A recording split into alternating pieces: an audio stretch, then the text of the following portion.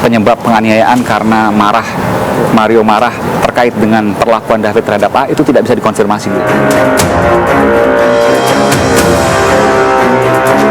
Yang biasanya tinggal di sini itu hanya asisten rumah tangga, jadi mungkin rumah simpanan lah gitu ya. Kemarin kan supirnya ada. Oh, ada berapa supirnya? Satu. Pakai mobil apa? Mobil plat merah. Plat merah.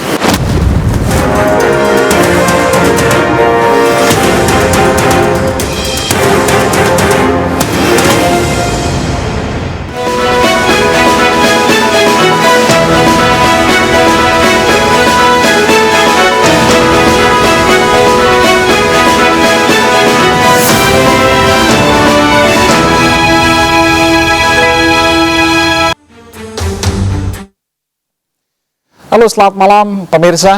Brutal, tampaknya hanya itu kata yang pantas menggambarkan penganiayaan yang diduga dilakukan oleh Mario Dandi Satrio terhadap David Ozora Latumahina. Dokter menyebutkan David mengalami diffuse axonal injury alias cedera otak traumatis. Artinya otak David bergeser. Dampaknya bisa fatal yang berakibat pada lumpuh atau bahkan mati.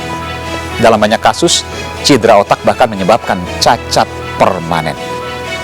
Pemirsa, saya hadir di Rumah Sakit Mayapada, Kuningan, Jakarta Selatan, tempat David dirawat. Saya melihat gambar David dirawat dan kepalanya berbalut perban yang seluruhnya berwarna merah karena pendarahan. Tidak berhenti di situ, saya juga menelusuri jejak kekayaan ayah Mario Dandi, yakni Rafael Alun Trisambodo, di perumahan super elit di Simpruk Golf, Jakarta Selatan. Terlepas dari hingar-bingar kekayaan Rafael Alun Trisambodo, tentu publik masih penasaran apa sesungguhnya alasan penganiayaan yang dilakukan. Apa sebetulnya sebab David dianiaya? Saya Aiman Wicaksono. Anda menyaksikan The Prime Show with Aiman, eksklusif.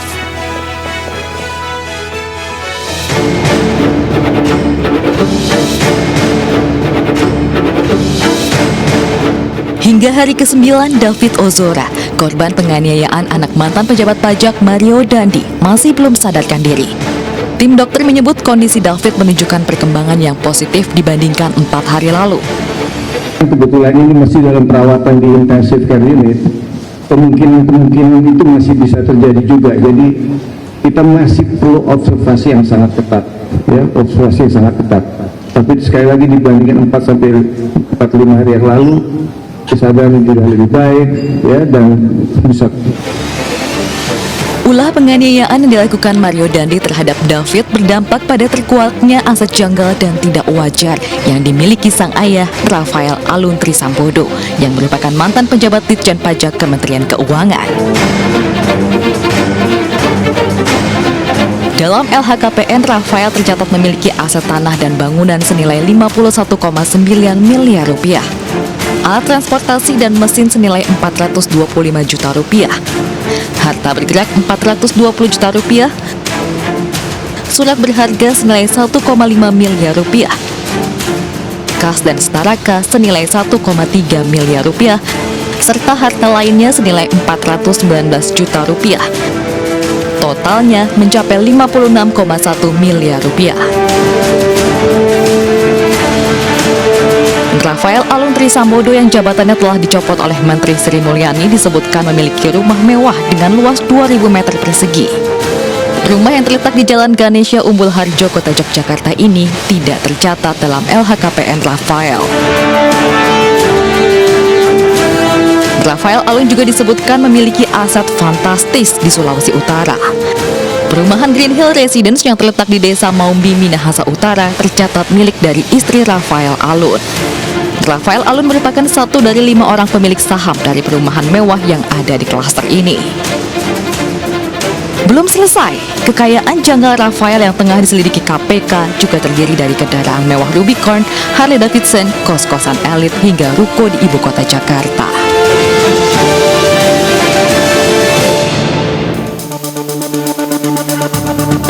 Saudara, sampai saat ini saya mendapat informasi bahwa Ananda yang bersangkutan, David Ozora, masih dirawat di Rumah Sakit Mayapada dan kondisinya masih memprihatinkan. Dokter memang tidak mengatakan koma, tapi dokter mengatakan tidak sadar. Meskipun beberapa hari lalu sempat diumumkan bahwa David bisa membuka mata. Saya mengetahui lebih dalam terkait dengan kondisi David Ozora. Ia dirawat di ruang ICU di Rumah Sakit Mayapada di Kuningan, Jakarta Selatan ini. Dan saya juga ingin mengetahui apa yang sesungguhnya terjadi, apa yang melatar belakangi penganiayaan ini. Saya ingin menghubungi pihak keluarga untuk saya bisa meminta izin melihat atau setidaknya mengetahui lebih dalam lewat foto ataupun dokumen terkait dengan David Ozora. Saudara, ikuti saya. Saya akan coba masuk ke dalam, menemui keluarga atau kerabat yang ada di dalam ini. Tentu dengan izin mereka. Dan lepas dari ini, saya mengupas terus apa yang melatar belakangi penganiayaan. Karena sampai saat ini, tidak ada satupun yang bisa dikonfirmasi karena selain Mario Dandi, pihak dari David juga tidak ada yang tahu, hanya David sendiri yang tahu. Dan sementara David dalam kondisi yang masih tidak sadarkan diri. Saya akan masuk dalam, saudara. Saya akan coba menemui ayahnya, saudara, untuk saya bisa menemui David Ozora. Mudah-mudahan saya diberikan akses. Saya melewati lift ini untuk menuju ke instalasi gawat darurat untuk kemudian nanti menuju ke ruang perawatan dari David Ozora. Saya coba masuk, saudara.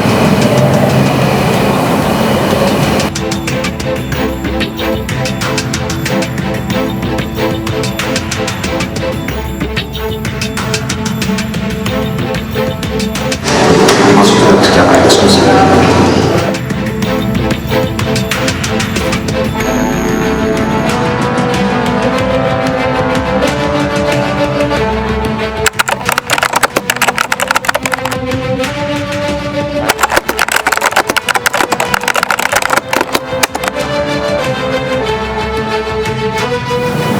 Saudara, saya sempat melihat wajah dari David Ozora anak yang begitu memprihatinkan. Di bagian pipi kanan serta bagian bibir merah, artinya banyak mengalami pendarahan, dan juga di bagian kepala belakang. Namun saya tidak bisa menayangkan foto tersebut karena alasan kemanusiaan, dan saya tidak bisa juga memberikan ke publik karena juga keluarga tidak mengizinkan, meskipun saya sempat melihat secara eksklusif, saudara. Dan sungguh memprihatinkan memang, sampai saat ini yang saya dengar belum sadar, meskipun sempat membuka mata sedikit, tapi kemudian dikatakan oleh dokter tidak sadar. Apa yang terjadi sesungguhnya, tentu ini masih banyak yang harus digali, karena bukan hanya dari Mario Dandi, tapi juga harus digali dari keterangan David, yang mana David saat ini masih belum bisa dimintai keterangan. Saya bersama dengan kerabat dari keluarga David, yakni Rustam Hatala, bersama dengan kawan-kawan dari GP Ansor ini ya. Dan ini kerabat semua ya, Bang ya? Iya, kerabat. Dari GP Ansor ini semua. Baik. Abang bisa di sini, Bang, mungkin? Siap. Oke. Pipi kanan ini berdarah dan memar ya. Lalu kemudian di bagian giginya masih disumbat bibir ya, bibir dan gigi ya, disumbat dengan perban gitu ya, dengan plester. Saya agak berat mengatakan masih berwarna merah semua, darah. Jadi giginya hancur. Enggak. Beberapa hanya yang luka di bibir. dan masih pendarahan. Kalau saya lihat masih merah itu. Iya, itu di foto yang awal waktu di ini ya, penanganan awal. Di bibir, pipi kanan, telinga, Telinga. kemudian di kepala itu kepala belakang, merah semua, darah. Iya, pas waktu di sana sih, saya pas kesana kan sudah di ruang ICU, jadi sudah dibersihkan. Tapi pendarahan masih sempat berlangsung beberapa saat setelah itu. Kalau itu saya kurang tahu karena pada saat UGD itu kan bapaknya ya langsung di sana. Tapi ini udah berapa hari nih? Sekitar Senin berarti 8 Seminggu lebih. hampir 10 ya. Hampir 10 hari ya. 10 hari. Sudah sadar? Belum. Masih belum masih di sadar. ICU. Hari ke-10. Masih. Kemarin sempat melek katanya. Respon ya. Jadi melek itu bukan melek karena sadar, tapi ada respon. Gerakan respon matanya terbuka tertutup gitu. Jadi bukan orang siuman sebenarnya. Jadi dia ngerespon bahwa tangannya dia ngerespon gerak. Karena sebelumnya gerak sudah. Kaki, terus ada gerakan badan lainnya. Jadi belum sadar karena kalau bahasanya itu ya memang ini kayak bayi gitu. Jadi dia masih belajar untuk mengenali ini seperti itu. Dipanggil dia melek misalnya, paham, Enggak. tahu? Belum. Bisa merespon Belum. kalau dipanggil. Menurut dokter suara udah bisa, dia udah bisa mendengar tapi bukan merespon kalau dipanggil gitu. Terus masih mempelajari seperti ini. Masih mempelajari. Dan mungkin juga soal ingatan juga mungkin terganggu. Ya itu yang belum kita tahu ya. Jadi nggak tahu di mana dan lain sebagainya, hanya gerak-gerak tangan sedikit, mata terkadang terbuka, dan mayoritas 24 jam tidur. Ya, dia tidur. Boleh dokter mengatakan masih koma atau seperti apa? Kalau dokter sebenarnya dari kemarin nggak menyebutkan bahasa itu ya, cuman bahasanya belum sadar. Belum sadar. Bukan koma tapi belum sadar, karena sudah membuka mata meskipun secara kesadaran itu belum 100% atau bahkan hanya sedikit sekali. Betul. Saya ingin tahu, tentu ini banyak yang belum dibuka saudara ke media manapun. Banyak dari sisi harta yang kemudian kasus ikutan dari kasus ini dibahas, tapi soal penganiayaannya masih banyak, masih gelap. Apa sih latar belakang sehingga David dianiaya oleh Mario? Kalau kita dari keluarga sebenarnya belum tahu sebabnya, karena kita pasti menunggu David untuk bisa tahu cerita pastinya. Kita keluarga karena mendengar itu pun mendengar kabar pada saat dia sudah masuk di UGD. Sebelumnya tidak ada tanda-tanda, misalnya ada katakanlah keluhan dari David, misalnya saya mau diserang oleh ini, oleh itu misalnya. Kalau keluarga nggak ada. Nggak ada tanda-tanda Nggak apapun. ada tanda-tanda sama sekali. Karena terakhir pun di rumah ya cuman pamitan mau main ke rumah teman gitu. Jadi karena bahwa disebutkan bahwa A ya, perempuan A itu adalah mantan pacarnya David, betul ya? Kalau saya sebenarnya nggak tahu, kalau soal mungkin bapaknya ya yang tahu si A ini pacarnya. Iya. Dan kemudian penyebab penganiayaan karena Mario marah terkait dengan perlakuan David terhadap A itu tidak bisa dikonfirmasi dulu. Belum bisa dikonfirmasi. Yang jelas apa yang terjadi sesungguhnya harus dari dua sisi. Selama ini kan baru dari Mario Dandi, ya. Dari David belum bisa dimintai keterangan karena masih belum siuman, masih belum sadar meskipun tidak dikatakan koma. Apakah dokter sempat mengatakan bahwa saya harus menanyakan ini, ada harapan untuk bisa sadar dan kembali pulih?